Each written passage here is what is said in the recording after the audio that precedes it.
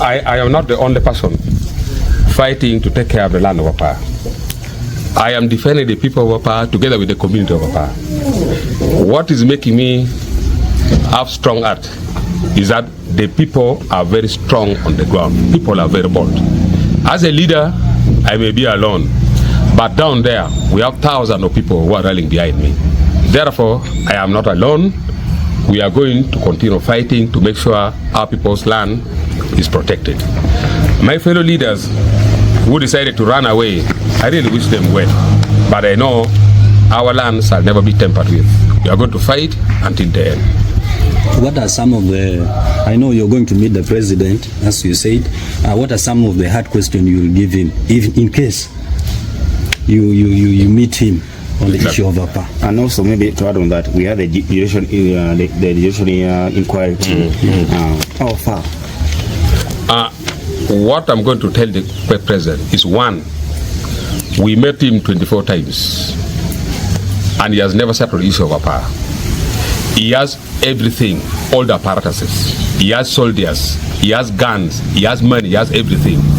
Now he's taking care of the life of civilians in South Sudan, in Congo, in Somalia. What is wrong taking care of the life of our people who are in Apaa? What is the government missing? You have everything. I will ask him, does he have the goodwill to solve the issue of Apaa? If he doesn't have the goodwill to settle the issue of Apaa, let him be frank and tell us clearly so that we tell our people to take care of themselves. And the issue of judicial commission of inquiry, we are really very surprised. Since they were appointed, given the time frame for their work of 6 months. Their time frame elapsed when they have never reached the ground. When we try to inquire why, they inform us clearly that they are not facilitated, they were not allowed to travel on the ground.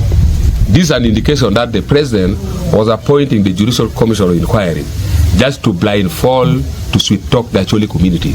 In reality, from his heart, he was not interested at all in appointing those people. So he was just using the appeasement policy to make us feel happy that something is going to be done. So the president is not interested at all in handling the issue of Apaa. I'm telling you, we are going to tell our people to protect themselves. And I know by God's grace, people will protect themselves. And no one will take the land of Apaa so long as we are still alive. And since the election is coming, I know by now they are going to cool down the situation.